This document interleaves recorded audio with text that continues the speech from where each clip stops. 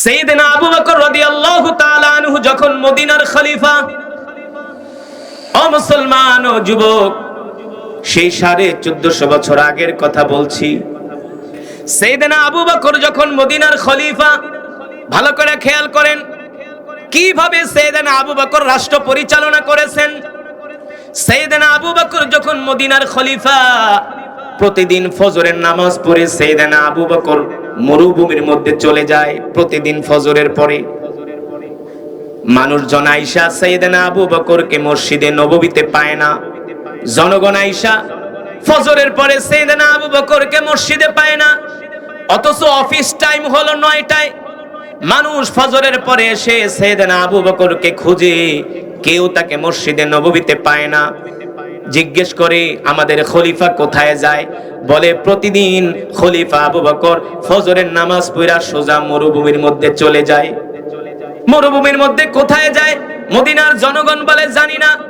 মদিনার জনগণ বলে আমরা আজও পর্যন্ত এই ক্লু বের করতে পারলাম না, আমাদের খলিফা আবু বকর প্রতিদিন ফজরের নামাজের পরে কেন মরুভূমির মধ্যে যায়। তারা যে হযরত ওমরের কাছে নালিশ করলেন, ওমর, আমাদের খলিফা আবু বকরকে আমরা ফজরের পরে মসজিদে পাই না, প্রতিদিন সে ফজরের নামাজ পড়ে মরুভূমির মধ্যে চলে যায়, জনগণ এসে তাকে পায় না, রাষ্ট্রীয় কাজ করতে সমস্যা হয়। সাইয়েদনা ওমর বলে সরকারি কাজের সময় হলো সকাল 9টায়, তোমরা কেন ফজরের পরে আসো? তারপর আমি দেখি জিনিসটা ইনভেস্টিগেশন করে যাচাই করে দেখি আমাদের খলিফা আবু বকর প্রতিদিন ফজরের পরে কোথায় যায়। ঠিক ওই দিনও সাইয়েদনা আবু বকর ফজরের নামাজ পড়ে সোজা মরুভূমির মধ্যে হেঁটে হেঁটে চলে যাচ্ছে। কারণ 1450 বছর আগে তো আর আধুনিক মদিনা ছিল না, সেই সময় তো ছিল পুরাটাই মরুভূমি, ঠিক না? এখন তো মদিনায় যায় যে বড় বড় বিল্ডিং দেখেন, মেট্রো, দামি দামি গাড়ি, এসি, এগুলো কি ছিল নাকি? তখন তো ছোট্ট একটা মসজিদ ছিল, চতুর্দিকে ছিল মরুভূমি। হযরত ওমর বলে আমি আজকে খলিফা আবু বকরের পিছু নিব, দেখবো সে কোথায় যায়। সাইয়েদনা আবু বকর রাদিয়াল্লাহু তাআলা আনহু ফজরের নামাজ পড়ে চলে যাচ্ছেন মরুভূমির দিকে হেঁটে হেঁটে। সাইয়েদনা ওমর বলে আমিও আবু বকরের পিছু নিলাম।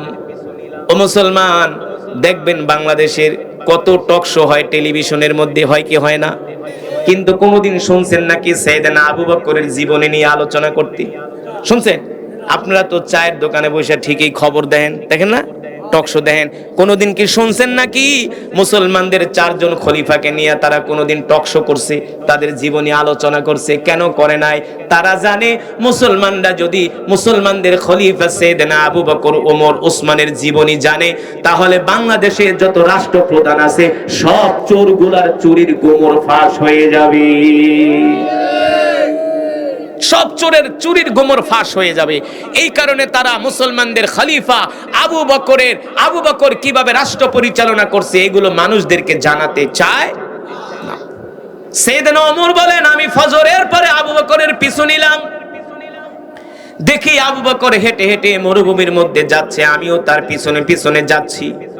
দেখলাম প্রায় 3 থেকে 4 কিলোমিটার হেঁটে আবু বকর মরুভূমির মধ্যে একটা ভাঙ্গা ঘরের মধ্যে ঢুকে পড়ছে। আমি ওমর ওই ঘরের দরজার এক জায়গায় যে নিজেকে আড়াল করে রাখলাম যেন আবু বকর আমাকে দেখতে না পারে। আমি দেখলাম লম্বা সময় আবু বকর ওই ঘরের মধ্যে অবস্থান করলেন। লম্বা সময় 1-2 ঘন্টা অবস্থান করে আবু বকর মুসলমানদের প্রথম খলিফা ঘর থেকে বের হয়ে গেলেন। সাইয়েদনা আবু বকর বের হয়ে যখন মসজিদে নববীর দিকে, মদিনার দিকে ফিরে আসছেন, হযরত ওমর বলে আমি ওই ঘরের মধ্যে ঢুকে গেলাম। ঘরের মধ্যে ঢুকা দেখি একজন মহিলা বসে আছে। কি বসে আছে?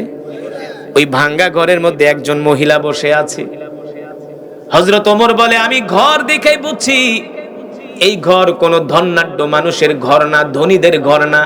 কারণ ঘর দেখলেই বোঝা যায়, বাড়ি দেখলে বোঝা যায় ওই বাড়ির মানুষগুলা কতটুকুন পয়সাওয়ালা, কথা কেন?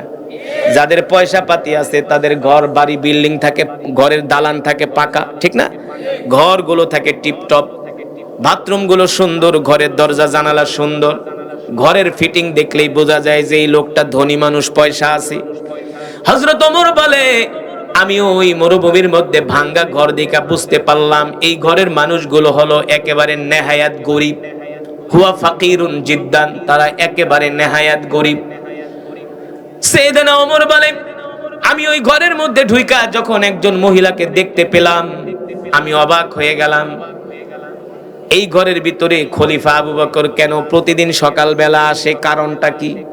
কারণ মরুভূমির মধ্যে একটা ঘর, একজন মহিলা, প্রতিদিন সাইয়েদনা আবু বকর খলিফা আসে, তাহলে কারণটা কি? হযরত ওমর বলে আমি কিছুক্ষণ ঘরে তাকায়া এদিক সেদিক দেখতে লাগলাম, দেখলাম ঘরের দরজাগুলো ভাঙা, জানালাগুলো ভাঙা। ওই ঘরের মানুষ এতটাই গরিব, এতটাই গরিব, ঘরের আসবাবপত্র দেখেই বোঝা যাচ্ছে। সাইয়েদনা ওমর বলে এ বোন, এই ঘরের মালিক কি তুমি? বলে হ্যাঁ, এই ঘরের মালিক আমি। যদি তুমি ঘরের মালিক হও, প্রতিদিন তোমার ঘরে সকালবেলা একজন লোক আসে। ওই মহিলা বলে বাবারে, আমার ঘরে প্রতিদিন সকালে কে আসে না আসে আমি তো জানি না। হযরত ওমর বলে কেন জানো না? বলে আমি তো অন্ধ, আমার তো দুই চোখ নাই। আল্লাহু আকবার। আমি তো অন্ধ, আমার তো দুই চোখ নাই, আমি মাজুর, আমি হাঁটতে পারি না, চলতেও পারি না। তবে আমার ঘরে প্রতিদিন একজন লোক আসে, প্রতিদিন মাসের পর মাস, বছরের পর বছর আমার ঘরে আসে। হযরত ওমর প্রশ্ন করলেন অন্ধ, বলো তোমার ঘরে যে প্রতিদিন যেই লোকটা আসে, এই লোকটা আইসা তোমার ঘরে কি করে? অন্ধ মহিলা বললেন বাবারে, আমার ঘরে প্রতিদিন যেই লোক আসে ওই লোককে তো আমি চিনি না, আমি তো চোখে দেখি না, তার চেহারাও কেমন আমি জানি না। তবে লোকটা প্রতিদিন ফজরের পরে আমার ঘরে আইসা তার নিজের হাত দিয়ে আমার থালা বাসনগুলো ধুইয়া দেয়। একজনে আল্লাহু আকবার কইলেন। সাইয়েদনা আবু বকর রাদিয়াল্লাহু তাআলা আনহু মদিনার খলিফা। হযরত ওমর বলে অন্ধ, ওই লোক আইসা আর কি করে তোমার ঘরে? বলে ওই লোক এসে আমার কাপড়গুলো নিজের হাতে ধুইয়া দেয়, ময়লা কাপড়গুলো। যাওয়ার সময় বলা যায় অন্ধ, তুমি তোমার ময়লা কাপড়গুলো এখানে জমায় রাখবা, আমি আইসা ধুয়ে দিব। সুবহানাল্লাহ। সাইয়েদনা ওমর বলেন অন্ধ, ওই লোক আইসা তোমার ঘরে আর কি করে? বলে ওই লোক নিজের হাত দিয়া রুটি বানায় আমাকে খাওয়ায় দেয়। কতদিন? বলে বছরের পর বছর। জ্বর হোক, বৃষ্টি হোক, কোনোদিন শীত পড়ুক, ঠান্ডা পড়ুক, কোনোদিন আসা মিস নাই। প্রতিদিন এভরিডে আমার বাড়িতে আইসা সে আমার ঘরের কাজগুলো করে। আমার ঘরের কাজগুলো শুধু করে না, আমার ঘর পর্যন্ত ঝাড়ু দিয়া যায়। আল্লাহু আকবার। এই কথা শোনার পরে হযরত ওমরের চোখ দিয়া জর জর কইরা পানি পড়তেছে। আল্লাহু আকবার, জোরে বলেন আল্লাহু আকবার। এই দৃশ্য দেখা, এই কথা শোনার পরে হযরত ওমর আর সইতে পারলেন না। তিনি দৌড়ায়া আল্লাহ রাসূলের রওজার কাছে চলে গেলেন। আল্লাহ রাসূলের রওজার পাশে দাঁড়ায় বলে ওগো আল্লাহর হাবিব, ওগো আল্লাহর হাবিব, আবু বকর তো আমাদের দায়িত্বটা কঠিন কইরা দিয়া গেছে। আবু বকর নিজের হাত দিয়া রুটি বানায় অন্ধকে খাওয়ায় দেয়, নিজের হাত দিয়া অন্ধর কাপড়গুলো ধুইয়া দেয়, নিজের হাত দিয়া অন্ধের ঘর পরিষ্কার কইরা দেয়। এমন ভাবে তো আমরা আবু বকরের মতো দায়িত্ব পালন করতে পারবো না।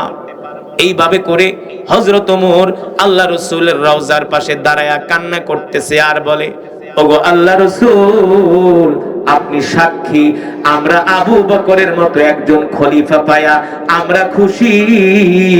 আমরা দোয়া করি আবু বকরের উপরে আল্লাহর রহমত নাজিল হোক। বলি আল্লাহু আকবার। হযরত ওমর আবু বকরের জন্য দোয়া করতেছেন। ঠিক তার কিছুদিন পরে সাইয়েদনা আবু বকর রাদিয়াল্লাহু তাআলা আনহু শহীদ হয়ে গেলেন। কিছুদিন পরে এবার খলিফার দায়িত্ব কার কাঁধে? কথা কয় না, কার কাঁধে? এবার খলিফার দায়িত্ব হযরত ওমরের কাঁধে। হযরত ওমরের কাঁধে খলিফার দায়িত্ব মানি ওই মহিলারও এখন হযরত ওমরের ঘর ঝাড়ু দিয়ে দিতে হবে, রুটি বানায় দিতে হবে না? প্রতিদিন এবার সাইয়েদনা আবু বকরের মতো হযরত ওমরও ফজরের নামাজ পড়া মরুভূমির মধ্যে ওই মহিলার ঘরে চলে যায়। আল্লাহু আকবার। অন্য রাষ্ট্রপ্রধান হইলে কি বলতো পৃথিবীর, বলতো এই তোমার ওই রাষ্ট্রপ্রধান তো মারা গেছে, এখন যদি তুমি ফ্যাসিলিটিস পাইতে হয় তাহলে নতুন করে দরখাস্ত করো, অমুক ডিসির কাছে যাও, ওসির কাছে যাও, টিওনো ইউনো ফিওনো, ঘুষ দিতে দিতে অবস্থা খারাপ। কথা খারাপ। সাইয়েদনা ওমর রাদিয়াল্লাহু তাআলা আনহু প্রতিদিন নিয়ম করে এবার ওই অন্ধ মহিলার ঘরে যায়। সাইয়েদনা ওমর অন্ধ মহিলাকে যা বলে তোমার ময়লা কাপড়গুলো দাও। এবার অন্ধ মহিলা ময়লা কাপড়গুলো দেয়। হযরত ওমর রাদিয়াল্লাহু তাআলা আনহু নিজের হাতে অন্ধ মহিলার ময়লা কাপড়গুলো পরিষ্কার করে দেয়। এবার সাইয়েদনা ওমর রাদিয়াল্লাহু তাআলা আনহু নিজের হাত দিয়া রুটি বানায়া মহিলাকে খাওয়ায় দেয়, নিজের হাত দিয়া ঘরগুলো পরিষ্কার করে দেয়। প্রতিদিন এইভাবে হযরত ওমর অন্ধ মহিলার খেদমত করে যাচ্ছে। কিছুদিন খেদমত করার পরে ওই অন্ধ মহিলা তো আর চোখে দেখে না যে তার ঘরে কে আইসা খেদমত করে। আগের খলিফা যে মারা গেছে এটা তো আর অন্ধ মহিলা জানে কিভাবে? সে তো আর চোখে দেখে না, জানবে কিভাবে? সে তো মনে করছে আগের লোক আইসে আমার রুটি বানাইতেছে, আমার খেদমত করতেছে। কয়েকদিন খেদমত করার পরে অন্ধ মহিলা হঠাৎ করে একদিন ওমরকে ডাক দিছে, কিফ ইয়া আইয়ুহার রাজুল, এ লোক তুমি দাঁড়াও, চালাও এদিকে আসো, তোমার সাথে আমার কিছু কথা আছে। হযরত ওমর বললেন, অন্ধ কি কথা বলবে বলো। বলে শোনো, আমার কাছে কেমন জানি মনে হচ্ছে যিনি আগে আমার খেদমত করত তিনি তুমি না, অন্য একজন। আল্লাহু আকবার।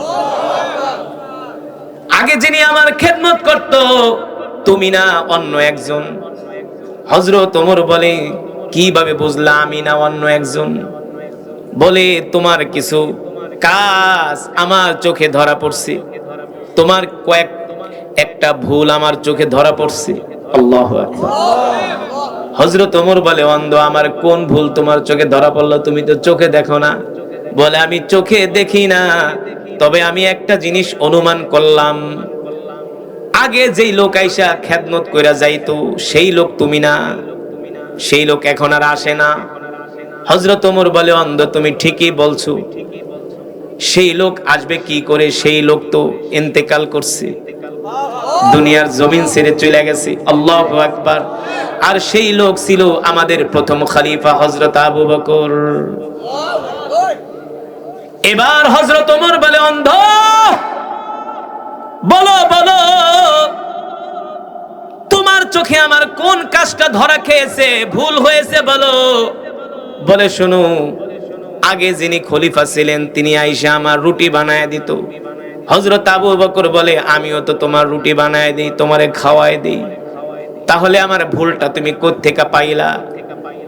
অন্ধ মহিলা বলে, সে তো আমার কাপড় ধুয়ে দিত। হযরত ওমর বলে, আমি তো তোমার কাপড় ধুইয়া দেই। অন্ধ মহিলা বলে, সে আমার ঘর পরিষ্কার করে দিত। হযরত ওমর বলে, আমিও তো তোমার ঘর পরিষ্কার করে দেই, তাহলে আমার ভুল তুমি কোত্থেকে ধরলে? অন্ধ মহিলা বলে, শোনো, তোমার সব কাজগুলো ঠিক আছে, কিন্তু আগের খলিফার মতো তুমি আমাকে খেদমত করতে পারো নাই, তোমার একটা ত্রুটি আমার কাছে ধরা খেয়েছে। কি ত্রুটি? বলে শোনো, আগের যিনি খলিফা ছিলেন আবু বকর, তিনি প্রতিদিন আসার সময় আমার জন্য পকেটে কইরা খেজুর নিয়ে আসতো। জোরে বলেন আল্লাহু আকবার। এমন খলিফা আপনারা কোথায় পাবেন বলেন? আল্লাহু আকবার। খলিফা প্রতিদিন বাসা থেকে আমার জন্য খেজুর নিয়ে আসতো। হযরত ওমর বলে, আমিও তো তোমার জন্য খেজুর নিয়ে আসি, তাহলে বলো তোমার চোখে আমার কোন ভুল ধরলা? বলে শোনো, তুমি আমার জন্য খেজুর নিয়ে আসো ঠিকই, আগের যিনি খলিফা ছিলেন, আমি তো অন্ধ, আমি তো চোখে দেখি না, তিনি যখন আমাকে খেজুরটা খাওয়াইতেন, খেজুরের বিচিটা ছাড়ায়া খেজুরের গোস্তটা আমার মুখে দিয়া দিতেন, আর তুমি খেজুরের বিচি সহ খেজুর আমার মুখে দিয়া দিছো। এই কারণে বুঝছি তুমি আগের লোক না। আল্লাহু আকবার। এই কারণে বুঝছি তুমি আগের লোক না, সেই লোক এখন আর আসে না। এই কথা শোনার পরে হযরত ওমর রাদিয়াল্লাহু তাআলা আনহু কান্না করে দিলেন। এক দৌড় মেরে আল্লাহ রসুলের রওজার পাশে, আল্লাহ রসুলের পাশেই শুয়ে আছেন হযরত আবু বকর, না আল্লাহ রসুলের পাশে শুয়ে আছেন হযরত আবু বকর।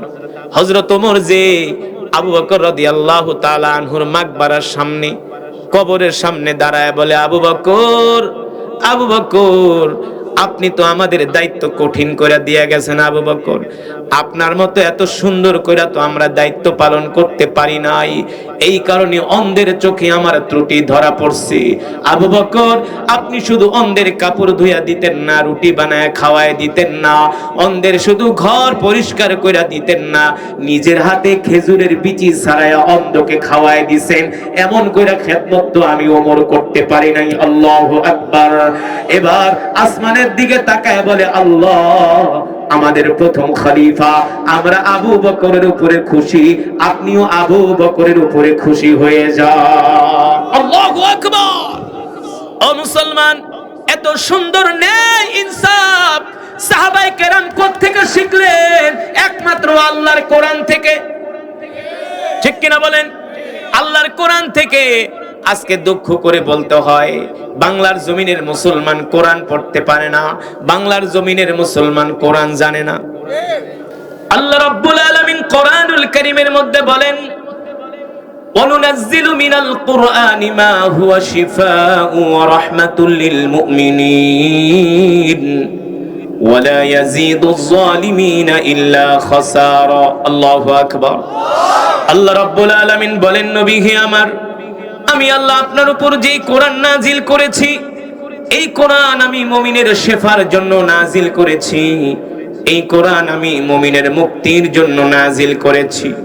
ও মুসলমান, আল্লাহর বান্দারা, আল্লাহ রাব্বুল আলামিন কোরআনুল কারীমের অন্য আয়াতে বলেন, ওয়ালাউ আন্না আহলাল কুরা আমানু ওয়াত্তাকাউ লাফাতাহনা আলাইহিম বারাকাতিম মিনাস সামাই ওয়াল আরদ।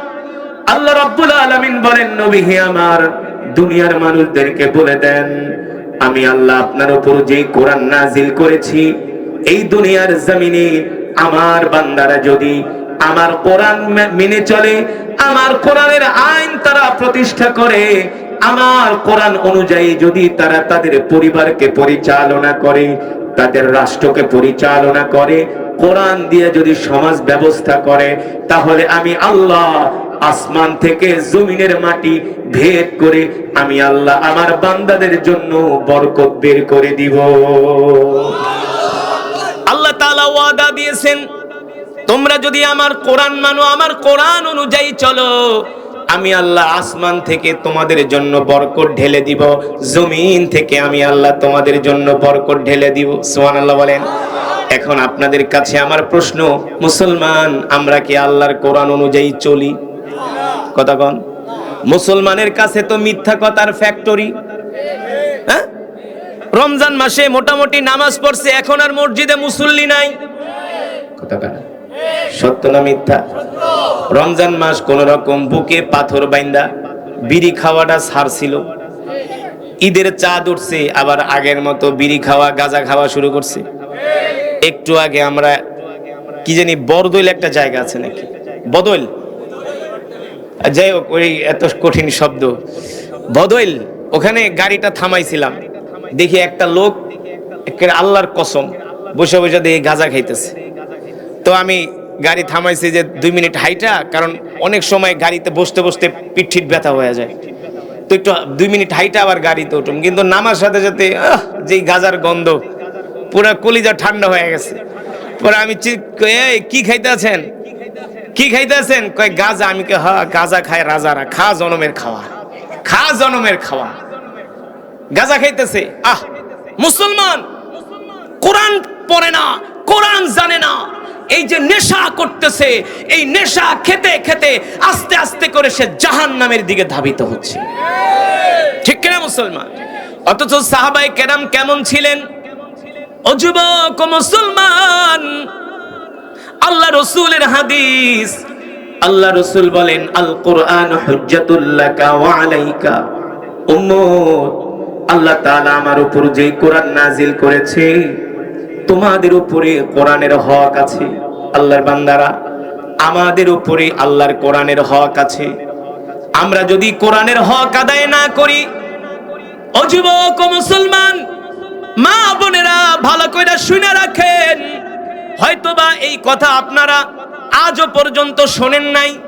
আপনারা মনে করেন আল্লাহ আমাদেরকে কোরআন দিছে, শুধু কোরআন মনে হয় হুজুররাই পড়বে। না, বিষয়টা এমন না। শুধু হুজুরদের জন্যই কোরআন নাজিল হয় নাই, আপনার জন্য কোরআন নাজিল হয়েছে। হুজুররাও যদি কোরআন পড়ে, প্রতিদিন আপনাকেও প্রতিদিন কোরআন পড়তে হবে। কারণ হুজুররা যেমন 3 বেলা খায়, আপনারা কি 1 বেলা খান নাকি? হুজুরদের চেয়ে বেশি খান, জনমের খাওয়া খান। তো হুজুররা যেমন 5 ওয়াক্ত নামাজ পড়ে, কোরআন পড়ে, আপনাদেরকেও কোরআন পড়তে হবে, ঠিক কিনা বলে? আল্লাহ রাসূলের হাদিস, আল্লাহর নবী বলে, উম্মত, আল্লাহ তাআলা আমার উপর যেই কোরআন নাজিল করেছে, আল কোরআন হুজ্জাতুল লাকা ওয়া আলাইকা, এই কোরআনের প্রতি তোমাদের হক আছে উম্মত। যদি তোমরা কোরআনের হক আদায় না করো, কাল হাসরের ময়দানে আল্লাহর আদালতে প্রত্যেকটা মুসলমানকে জবাব দিতে হবে। আল্লাহ তাআলা প্রত্যেকটা মুসলমানকে ধরবে, প্রত্যেকটা যুবককে ধরবে। এ যুবক, এ যুবক, ভালো করে শুনে রাখো দোস্ত, কাল হাসরের ময়দানে আল্লাহ তোমাকে ধরবে, ধইরা বলবে, এ বান্দা, তুই কি আমার কোরআনের হক আদায় করছস নাকি? তুই কি আমার কোরআনের হক আদায় করছস নাকি? তখন বলবেন, আল্লাহ, আমি তো কোরআনের হক আদায় করতে পারি নাই। কোরআনের হক কি এটাও আমি জানতাম না। কেন জানতি না? আল্লাহ, আমি তো জানি না, আমাকে কেউ জানায়ও নাই। হাসরের ময়দানে এই কথা বলতে পারবেন না, আল্লাহ, আমাদের এলাকায় একজন কোরআনের কারি আসছিল, এই কোরআনের কারি আমাদেরকে শুধু কোরআন তেলাওয়াত শুনিয়ে গেছে, এই কথা বলে নাই আমাদের প্রতি কোরআনের হক আছে। যদি আমাদেরকে বুঝাইতো আমাদের প্রতি কোরআনের হক আছে, তাহলে দুনিয়ার জমিনে আমরা কোরআনের হক আদায় করতাম। যেহেতু কারি সাহেব বলে নাই, আমাদেরকে কোরআন শোনায় গেছে, আমরাও জানি না। আগে কারি সাহেবকে জাহান্নামে নেন, তারপরে আমাদেরকে নেন। এই কথা যাতে বলতে না পারেন, এই কারণে বইলা গেলাম, আমাদের প্রতি কোরআনের হক আছে, জানার দরকার আছে কি আছে না? কথা কয় না? পিছনে যারা আছে তাদের মনে হয় জানার দরকার নাই। আমাদের প্রতি কোরআনের হক হলো 1 নম্বরে, কোরআনের 1 নম্বরে হক হলো কোরআন শিখতে হবে। কেন কোরআন শিখতে হবে? তলাবুল ইলমি ফরিদাতুন আলা কুল্লি মুসলিম, কোরআন শিক্ষা করা প্রত্যেকটা মুসলমানের উপর ফরজ, ঠিক কি না? এই যে আপনারা কোরআনের মাদ্রাসা নির্মাণ করছেন, প্রতিষ্ঠা করছেন, সভাপতি সাহেব হিসাব দিলেন, বললেন আমি অমুক জায়গা থেকে কালেকশন করি, এই মাদ্রাসায় তো আপনারা দান করেন, এটা আপনাদের অর্থ দিয়েই চলে। এই যে মাদ্রাসায় দান করতেছেন, মাদ্রাসা চালাইতেছেন, এটাও কিন্তু কোরআনের একটা হক আদায় করার মধ্যে পড়ে। কিন্তু টাকা দিয়া মাদ্রাসা চালাইলেন, এখান থেকে হাফেজে কোরআন হইল, তারা কোরআন শিখলো, আপনারা কোরআন শিখলেন না, এতে কিন্তু হবে না। হবে? নিজেদেরও কোরআন শিখতে হবে, ঠিক কিনা বলেন? 3 নম্বরে হলো আল্লাহর জমিনে আল্লাহর কোরআনের রাজ কায়েম করতে হবে। আল্লাহর জমিনে আল্লাহর কোরআনের শাসন প্রতিষ্ঠা করতে হবে। আল্লাহ রাসূল সাল্লাল্লাহু আলাইহি সাল্লাম কোরআন দিয়া মদিনার রাষ্ট্র পরিচালনা করেছিলেন। আল্লাহ রাসূলের জামানায়, 4 খলিফার জামানায় মদিনায় কোনোদিন কোনো মানুষ না খায়া রাত্রবেলা ঘুমায় নাই। ঘুমাইছে? আল্লাহ রাসূল নিজে যায় মদিনার ঘরে ঘরে খাবার পৌঁছে দিয়েছেন। সাইয়েদনা আবু বকর নিজে যায় মদিনার ঘরে ঘরে খাবার পৌঁছে দিয়েছেন। সাইয়েদনা আবু বকর রাদিয়াল্লাহু তাআলা আনহু। আল্লাহর বান্দারা, যেই নবীর উপর আল্লাহ তাআলা গোটা 30 পারা কোরআন নাজিল করেছেন, সেই কোরআনুল কারীম আমি আপনাদের সামনে তেলাওয়াত করছি। শুনছেন আপনারা? কেমন লেগেছে বলেন? আরো জোরে বলেন, কেমন লেগেছে? কেউ যদি বলে হুজুর আমার কোরআন তেলাওয়াত ভালো লাগে নাই, তাহলে বুঝতে হবে ওরে বড় শয়তানে ধরছে, ঠিক কিনা? অথচ কোরআন, এই কোরআনের তেলাওয়াত শুনে ওমরের মতো কাট্টা কাফের, যিনি আল্লাহ রাসূলের মাথা কাটার জন্য আসছিলেন, ঠিক কিনা? আল্লাহ রাসূলের কল্যাণ নেওয়ার জন্য আসছিলেন খাত্তাবের ছেলে ওমর। আল্লাহ রাসূলের কল্যাণ নিবে তো দূরের কথা, এই কোরআনের তেলাওয়াত শুনে আল্লাহ আল্লাহ রসুলের কাছে ওমরের কল্লাটাই জান্নাতের বিনিময়ে বিক্রি করে দিয়েছে। ঠিক কিনা? এই কোরআন সে আল্লাহর জবানের কালাম। মুসলমান, এখনো পর্যন্ত পৃথিবীতে এই কোরআনের তেলাওয়াত শুনে অসংখ্য কাফেররা প্রতিদিন মুসলমান হয়ে যাচ্ছে। ঠিক কিনা? শুধু অসংখ্য কাফেররা নয়, অনেক কাট্টা কাট্টা ইসলাম বিদ্বেষীরাও এই কোরআন শুনে কালেমা পড়ে মুসলমান হয়ে যাচ্ছে। এই যে আমাদের পাশে ভারত, গত বছরের আগের বছর আমি ভারতের ফুরফুরা নাম শুনছেন? বর্তমান মমতা ব্যানার্জি যিনি উপদেষ্টা, তোহা সিদ্দিকী ফুরফুরার পীর, বর্তমান মমতা ব্যানার্জির উপদেষ্টা, তিনি আমাকে ফুরফুরায় দাওয়াত দিয়ে নিয়ে গেলেন। 5 বছর আমাকে ট্রাই করার পরে আমি তাকে 5 বছর পরে ডেট দিয়েছি। আমি এই ফুরফুরায় গিয়েছিলাম গত বছরের আগের বছর। তা আমি যখন কোরআন তেলাওয়াত করছিলাম, হাজার হাজার মানুষ আমার তেলাওয়াত যখন শেষ হয়ে গেল, বর্তমান কলকাতার যিনি মেয়র ছিলেন, বর্তমান কলকাতার মেয়র, তিনিও সেই প্রোগ্রামে ছিলেন। সারা পৃথিবী থেকে ইসলামী স্কলার কারি সাহেবরা আসছে। আমার তেলাওয়াতের পরে তোহা সিদ্দিকী সাহেব বললেন, পীর সাহেব, যে কারি সাহেব, আপনি ভাবছেন আপনার তেলাওয়াত শুধু মুসলমানরা শুনতেছে? কয় না, শুধু মুসলমান না, এখানে অনেক হিন্দুরাও আসছে কোরআন তেলাওয়াত শুনতে। এখানেই শেষ নয়, 2017 সনে মালয়েশিয়ার স্বাধীনতা দিবস, কোন দেশের? জোরে জোরে কথা কয়েন। 2017 সনে মালয়েশিয়ার রাজধানী কুয়ালালামপুরের বিখ্যাত মসজিদ, যারা মালয়েশিয়ায় ছিলেন তারা জানেন, একটা মসজিদ আছে কুয়ালালামপুরে, মসজিদ আল জামে, নাম কি? 2017 সনে সেই মালয়েশিয়ার রাষ্ট্রীয় প্রোগ্রাম স্বাধীনতা দিবস, ইন্ডিপেন্ডেন্ট ডে, ওদের মালাই ভাষা বলা হয় মারদেকা। কি বলা হয়? ওই প্রোগ্রামে আমাকে দাওয়াত দিলেন 2017 সনে। 17-18 2 বছর আমি গিয়েছি প্রোগ্রামে। তো আসরের পরে আমার তেলাওয়াতের শিডিউল, আসরের পরে যখন তেলাওয়াত করছি, অসংখ্য অমুসলিম মেয়েরা মসজিদের বাউন্ডারির সাইডে, তারা ভিতরে ঢুকতে পারছেন না, মসজিদে জায়গা নেই। অনেক অমুসলিম মেয়েরা, তারা তো অর্ধনগ্ন পোশাক পরে, তারা মসজিদ কমিটিকে এসে বলে, আমাদেরকে মসজিদে ঢুকতে দাও, আমরা তোমাদের ধর্মীয় গ্রন্থ কোরআন শুনবো। জোরে বলেন আল্লাহু আকবার, আরো জোরে বলেন আল্লাহু আকবার। আরে কপাল পরা মুসলমান, গরু খাওয়া মুসলমান, গাঞ্জা খাওয়েন না মুসলমান, হারাম খাওয়েন না মুসলমান, অমুসলিমরা কোরআন শুনতে আসে, আর তুমি মুসলমান হইয়া কোরআন শুনতে আসো না। এখনকার মুসলমানরা কিচ্ছা কাহিনী খুব পছন্দ করে। ওয়াজের ভিতরে বইয়া কেমনে বিড়ি টানে, কেমনে নাচ দেখায়, কেমনে বানায় বানায় কিচ্ছা কাহিনী কয়, এগুলো শুনতে গাল বেটকায় বেটকায় হাসে আর খুব মজা পায়। ঠিক কিনা বলেন? সহি কোরআন হাদিস থেকে আলোচনা শুনতে হবে। ঠিক কিনা বলেন? রাজি আছেন ইনশাআল্লাহ? আগামীর বাংলাদেশ হবে কোরআনের বাংলাদেশ। বাংলার জমিনে কোরআনের রাজ কায়েম হবে। সংসদ থেকে কোরআনের আইন পাস হবে। সংসদে কালেমার পতাকা পতপত করে উঠবে। ঠিক কিনা? সেই পর্যন্ত পৌঁছাতে গেলে আমাদের ঈমানকে আরো মজবুত করতে হবে। ঠিক কিনা? যেটা বলছিলাম, ওই মসজিদে আসরের পরে আমি যখন তেলাওয়াত করছিলাম, হাজার হাজার অমুসলিম ছেলে মেয়েরা দাঁড়িয়ে দাঁড়িয়ে তারা কোরআন শুনছে। আমার তেলাওয়াত যখন শেষ হয়ে গেল, অনেক বাঙালি প্রবাসী আছে, মালয়েশিয়ায় থাকে, আমি জিজ্ঞেস করলাম, এত অমুসলিম ছেলে মেয়েরা অর্ধনগ্ন পোশাক পরে দাঁড়িয়ে আছে, কারণ কি? বলে, প্রতি বছরই মসজিদে যখন কোরআনের মাহফিল হয়, মুসলমানদের পাশাপাশি অমুসলিমরাও আল্লাহর কোরআন শোনে। জোরে বলেন আল্লাহু আকবার। কেন শুনবে না মুসলমান? আমি আপনাদেরকে কিছু প্রশ্ন করব, এই প্রশ্নের উত্তরগুলো যদি দিতে পারেন তাহলে বোঝা যাবে আপনাদের ঈমানের পাওয়ার আছে।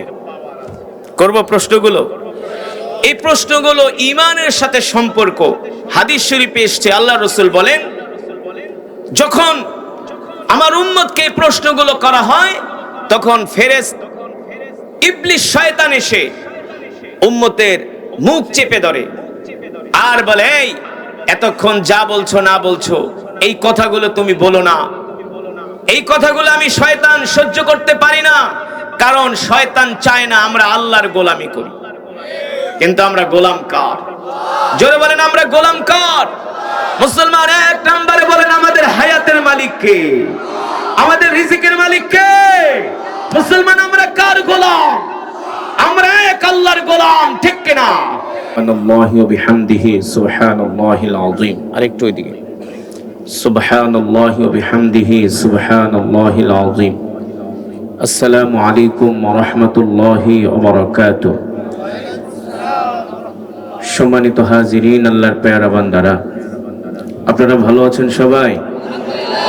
আরো মোহাব্বতের সাথে ইমানি আওয়াজ দিয়ে পড়ি আলহামদুলিল্লাহ। আল্লাহ তাআলার প্রিয় বান্দারা, এতক্ষণ পর্যন্ত আপনারা বসে বসে জমে জমে কোরআন হাদিস থেকে মূল্যবান আলোচনা শ্রবণ করছিলেন। এতক্ষণ পর্যন্ত বিশালী সাম্রাজ্যের মালিক রব্বুল ইজ্জত ওয়াল জালাল আল্লাহ তাআলার জবানের কালামের আলোচনা শুনছিলেন। সরাসরি এখন কোরআনুল কারীম কালামুল্লাহ শরীফ থেকে তেলাওয়াত হবে। কালামুল্লাহ কার কথা ভাই? আল্লাহ তাআলার কথা। কালামুল মুলুকি মুলুকুল কালাম, বাদশার কথা, সে তো কথার বাদশা। আমার রব যত বড় তার কথাও তত বড়, আমার রব যত দামি তার কথাও তত দামি। আমার কথা বুঝতে পেরেছেন তো? আল্লাহ তাআলা যত বড় তার কথাও তত বড়, আল্লাহ তাআলা যত দামি তার কথাও তত দামি। সুতরাং আল্লাহ তাআলার জবানের কালামের তেলাওয়াত হবে। আমি আল্লাহ তাআলার কোরআন পড়ব, আপনারা শুধু শুনবেন। হাদিস শরীফে এসেছে, আল্লাহ রাসূল বলেন, আলিফুন ওয়া লামুন ওয়া মিমুন ওয়া হারফুন।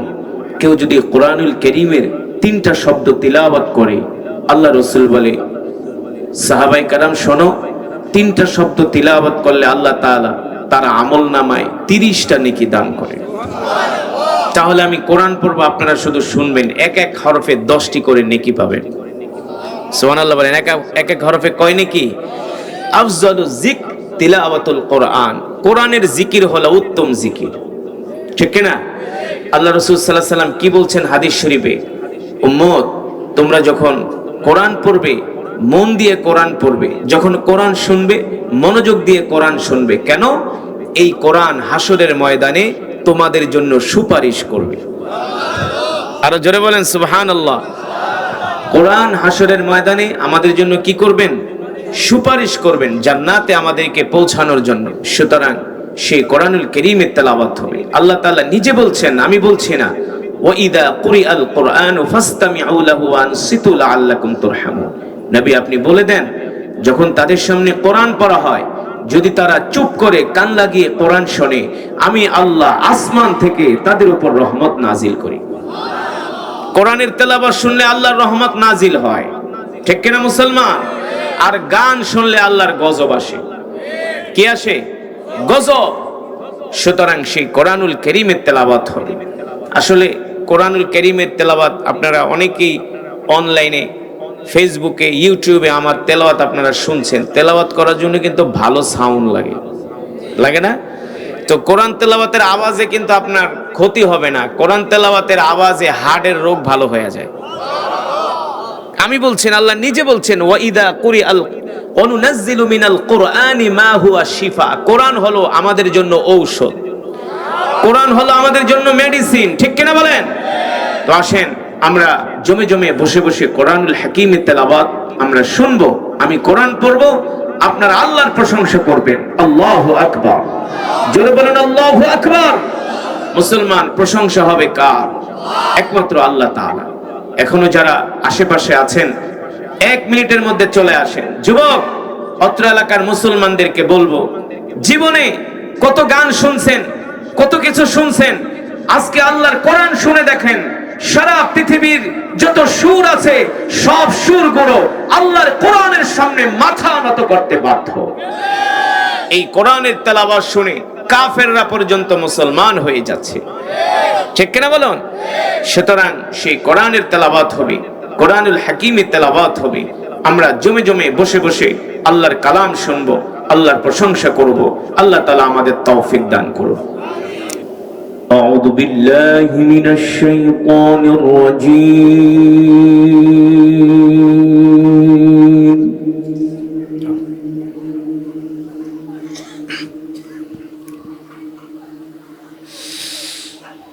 بسم الله الرحمن الرحيم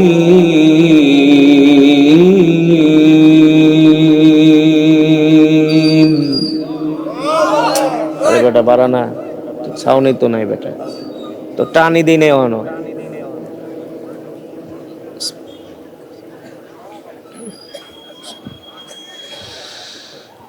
ولقد أهلكنا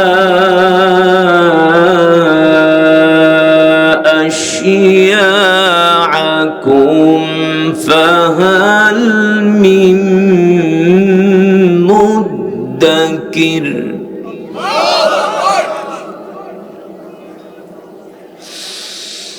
وكل شيء فعلوه في الزبر وكل صغير وكبير مستطر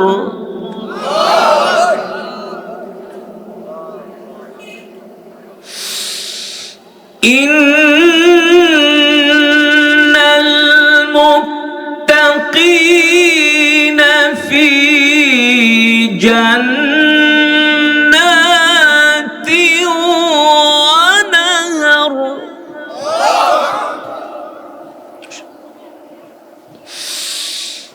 إن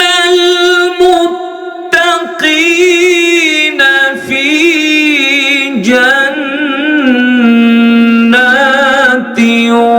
ونهر في مقعد صدق عند مليك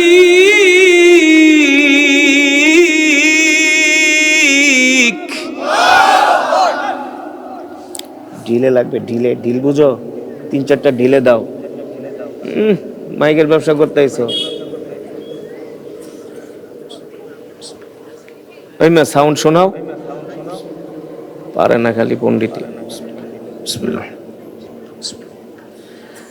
في مقعد صدق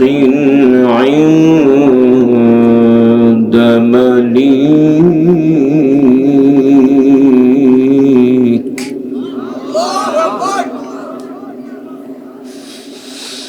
في مقعد صدق عند مليك مقتدر بسم الله الرحمن الرحيم الرحمن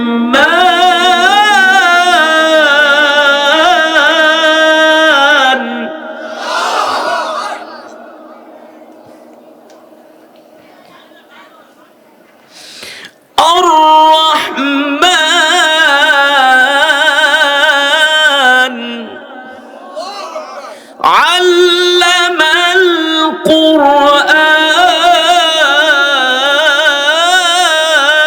القرآن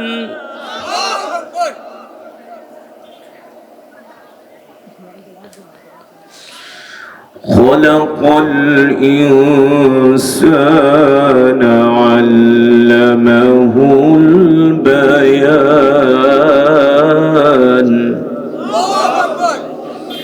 الشمس والقمر بحسبان والنجم والشجر يسجدان الرحمن علم القرآن خلق الإنسان علمه البيان الشمس والقمر بحسبان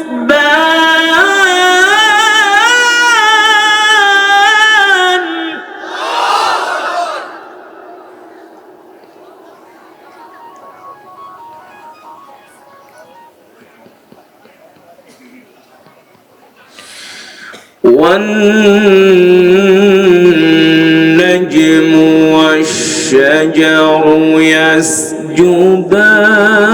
يسجدان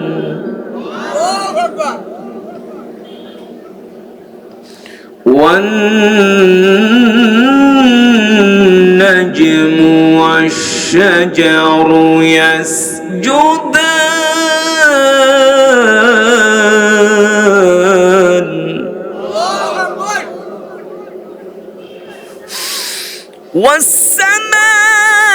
والسماء رفعها ووضع الميزان ألا تطغوا في الميزان وأقيموا الوزن بالقسط ولا تخسروا الميزان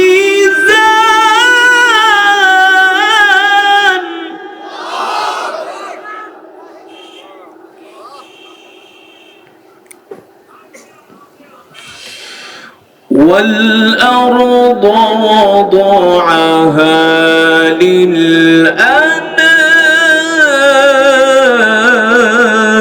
للأنام والأرض وضعها للأنام فيها فاكهة والنخل ذات الأكمام والحب ذو العصف والريحان والحب ذو العصف والريحان فبأي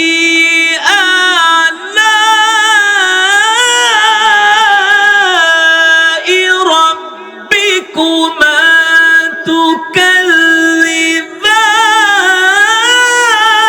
تكذبان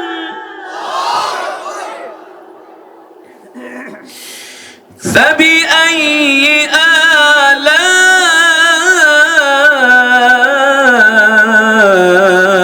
آلاء ربكما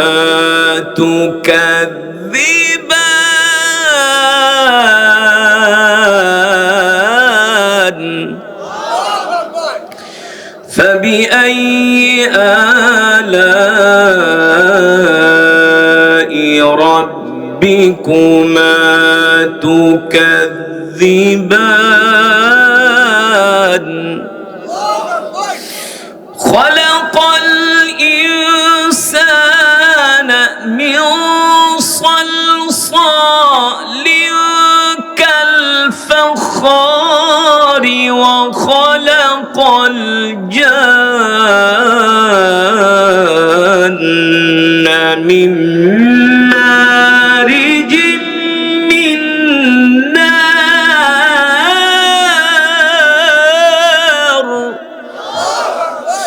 فبأي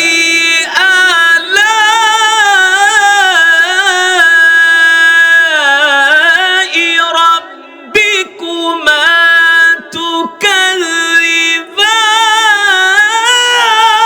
تكذبان فبأي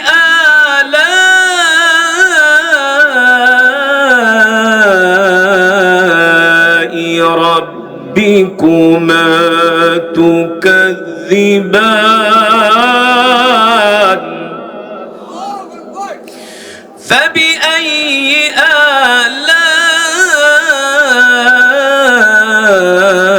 آلاء ربكما تكذبان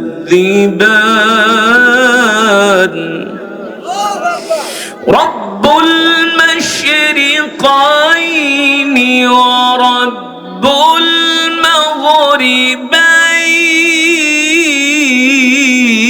المغربين فبأي آلاء ربكما ربكما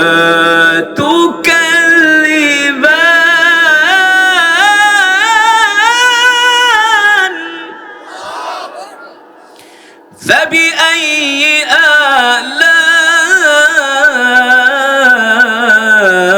آلاء ربكما تكذبان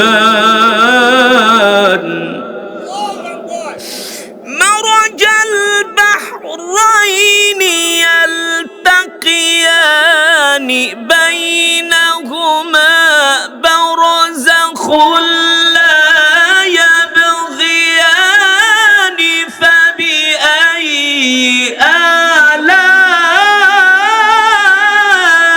ربكما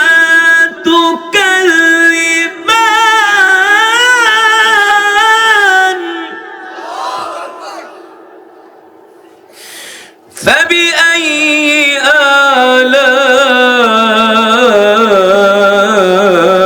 آلاء ربكما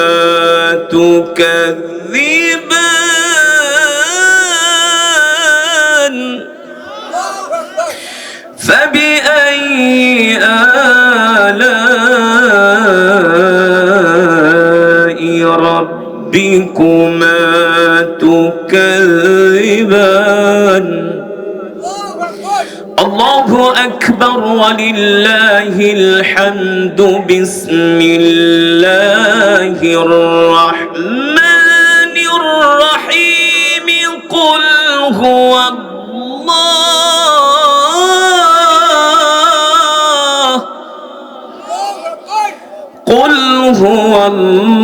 الله أحد الله الصمد لم يلد ولم يولد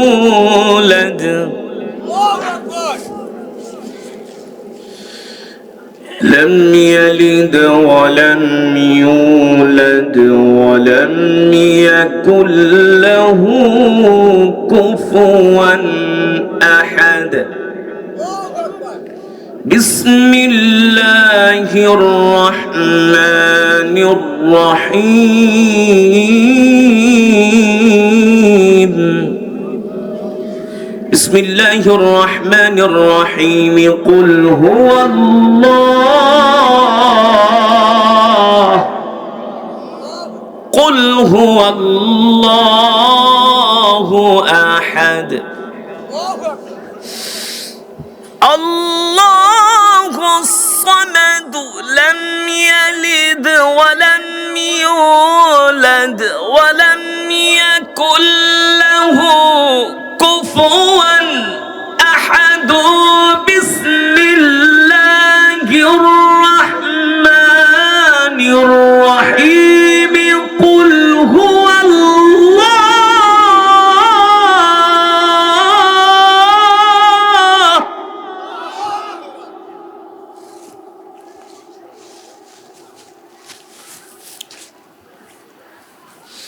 بسم الله الرحمن الرحيم قل هو الله أحد الله الصمد لم يلد ولم يولد ولم يكن له كفوا أحد لم يلد ولم يولد ولم يكن له كفوا أحد صدق الله العلي العظيم আমরা সকলেই বলি আলহামদুলিল্লাহ আর ইমানি আওয়াজ দিয়ে পড়ি আলহামদুলিল্লাহ ইমানদার মুসলমান ইমানি আওয়াজ দিয়ে বলতে হবে সমস্ত প্রশংসা কার জন্য আরো জোরে বলেন কার জন্য একমাত্র মহান রব্বুল আলামিনের জন্য যিনি আমাদেরকে সৃষ্টি করেছেন ঠিক